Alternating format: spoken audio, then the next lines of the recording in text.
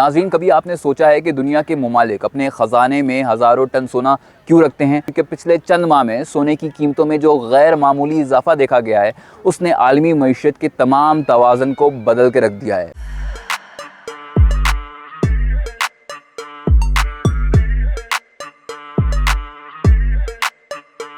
कदरे कमी के बावजूद अवाम के लिए सोना ख्वाब बन चुका है। क्या वाकई इस इजाफे के पीछे जो है वो चीन का हाथ है? माहिरीन के मुताबिक सोने की बढ़ती हुई कीमत के पीछे एक नहीं बल्कि कई वजूहात हैं। डॉलर की कदर गिरा दी।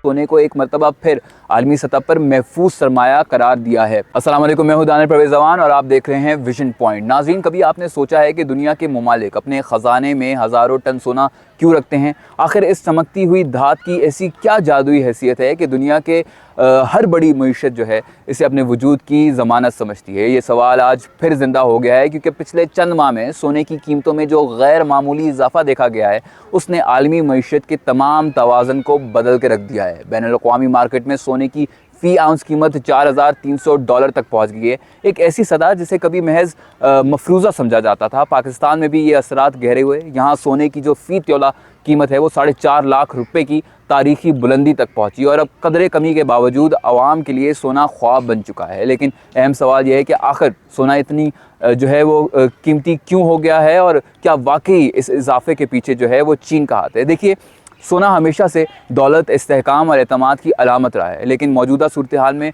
बात सिर्फ ज़ेवरात या सरमायाकारी की नहीं बल्कि आलमी ताकतों की मुआशरती जो हिकमत अमली हैं उनकी है। माहिरीन के मुताबिक सोने की बढ़ती हुई कीमत के पीछे एक नहीं बल्कि कई वजूहात हैं। सबसे पहले अगर हम बात करें तो अमेरिका की मुआशी कमज़ोरी को देख लीजिए। अक्टूबर के आगाज़ में अमेरिका के जो मौलती शटडाउन था उसकी सूरत हाल में जो है वो दाखिल हुआ था और सदर ट्रंप जो है वो फेडरल रिज़र्व के दरमियान एक शरह सूद में कमी पर इख्तलाफ जो है वो बढ़ गया था और अमरीकी मईशत के कमज़ोर आदाद व शुमार ने डॉलर की कदर गिरा दी। ऐसे में सरमायाकारों ने डॉलर से एतमाद खो दिया और अपनी पनाह सोने में तलाश की, क्योंकि सोना एक ऐसी जो है वो असासा बन गया है जो कभी दिवालिया नहीं होता।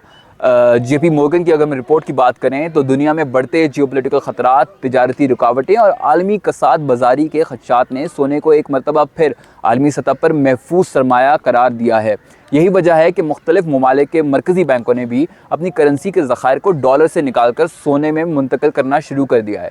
सोना अब सिर्फ एक धात नहीं बल्कि माली खुद मुख्तारी की अलामत बनता जा रहा है और दुनिया के मरकज़ी बैंकों के पास सोने की मजमूई ज़खायर अब 36,200 टन से तजावज़ कर चुके हैं। ये मिकदार मरकज़ी बैंकों के कुल असासों के तकरीबन 20% बनती है। गुज़िश्ता बरस में यही शरह जो है वो सिर्फ 15% थी, यानी एक ही साल में 5% का इजाफा, जो इस बात की अलामत है कि दुनिया डॉलर से आहिस्ता आहिस्ता फासला बढ़ा रही है। इस दौड़ में चीन भी है, टर्की भी है, इंडिया भी है, इराक और अज़रबैजान नुमाया नज़र आते हैं, जिन्होंने गुज़श्ता एक साल में कम से कम 20 टन सोना ख़रीदा है। अब आइए चीन की तरफ। चीन इस वक्त दुनिया के उन ममालिक में शामिल है जो अपनी मईशत को डॉलर की गिरफ्त से आज़ाद करने की भरपूर कोशिश कर रहा है। वर्ल्ड गोल्ड काउंसिल के मुताबिक चीन के मरकज़ी बैंक के पास 2,298 टन सोना मौजूद है, जो इसके गैर मुल्की असासों का तकरीबन 7% बनता है। गुज़श्ता हमने देखा है कि 2 बरसों में चीन ने मुसलसल सोना ख़रीदा है। अगर हम 2023 की बात करें तो उसमें 88 टन और फिर 2025 के इब्तदाई 6 माह में मज़ीद 19 टन। और दिलचस्प बात यह है कि इसी दौरान अमेरिका ने कोई नया सोना नहीं ख़रीदा। ये खामोशी खुद बहुत कुछ कह जाती है। और दूसरी तरफ अगर हम बात करें तो टर्की, पोलैंड और भारत भी सोना खरीदने वालों में जो हैं वो शुमार हैं और भारत के मरकज़ी बैंक के पास 880 टन सोना बताया जाता है, जिसकी मालियत 93 अरब डॉलर से ज़्यादा है। इसके मुकाबले में पाकिस्तान के पास सिर्फ 6.4 टन सोना मौजूद है, यानी महज 7 अरब डॉलर के बराबर। लेकिन पाकिस्तान की तारीख़ में कभी ऐसा मौका नहीं आया कि सोना बेचकर कर्जा चुकाना पड़ा हो, जो कि एक मुस्बत इशारा है। तहाँ मौजूदा जो सूरत हाल है और आलमी हालात हैं, उनको देखते हुए ये सवाल जो है वो अहम हो जाता है कि क्या मुस्तकबिल में ऐसा दबाव पैदा हो सकता है। दुनिया के बेशतर ममालिक के लिए सोना एक इंश्योरेंस की हैसियत रखता है। जब मईशत लड़खड़ाने लगती है या आलमी मालियाती निज़ाम जो है वो गैर यकीनी सूरत हाल जो है वो इख्तियार कर लेता है, तो सोना एक ऐसा सहारा बन जाता है जो किसी फैसले या ऐलान से अचानक ज़मीन बोस नहीं होता। यही वजह है कि मरकज़ी बैंक डॉलर या बॉन्ड के बजाय सोना रखने को तरजीह दे रहे हैं। और माहिरीन के मुताबिक अमेरिका और चीन के तिजारती जंग ने भी सोने की कीमत में इजाफा किया। जब अमेरिका ने जो है वो नई टैरिफ पॉलिसियां नाफिज की तो चीन ने पहली भारी मिकदार में सोना खरीदा ताकि डॉलर पर इन्हिसार कम हो सके। और फिर जब कीमत तारीखी सतह पर पहुंच गई $4,380 फी आउंस, तो चीन ने सोना फरोख्त कर कर मुनाफा कमाया। यानी चीन ने सोने को सिर्फ सरमाया नहीं बल्कि मुआशी हथियार के तौर पर भी इस्तेमाल किया।